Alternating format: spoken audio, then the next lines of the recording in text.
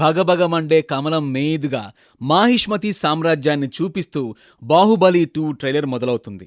రాజకిరీటానికి రక్తతర్పణం చేస్తూ అమరేంద్ర బాహుబలి అను నేను అశేషమైన మాహిష్మతి ప్రజల ధన మాన ప్రాణ సంరక్షకుడిగా ప్రాణత్యాగానికైనా వెనుకాడబోను అని రాజమాత శివగామీదేవి సాక్షిగా ప్రమాణం చేస్తున్నాను అని ప్రభాస్ డైలాగ్ వినిపిస్తుంది. ఆ తర్వాత కట్టప్ప బాహుబలిని పొడిచే సీన్ వస్తుంది.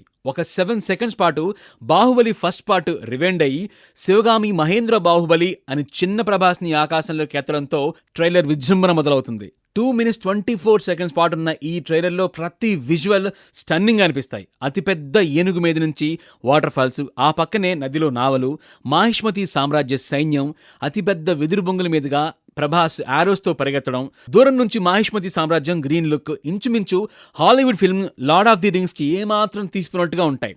బాహుబలి ఫస్ట్ పార్ట్లో అనుష్కను చూసి డిసప్పాయింట్ అయిన వాళ్ళకి ఈ ట్రైలర్లో అనుష్కను చూసి హ్యాపీగా అనిపిస్తుంది.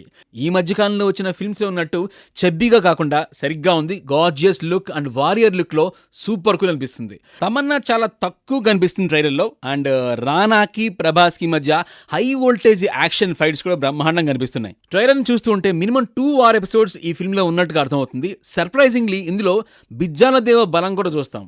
నువ్వు నా పక్కనున్నంత వరకు నన్ను చంపే మగాడు ఇంకా పుట్టలేదు మామా అని ప్రభాస్ కట్టప్పతో చెప్పే డైలాగ్తో కట్టప్ప నిజంగా బాహుబలిని చంపాడా అన్న డౌట్ కూడా వస్తుంది.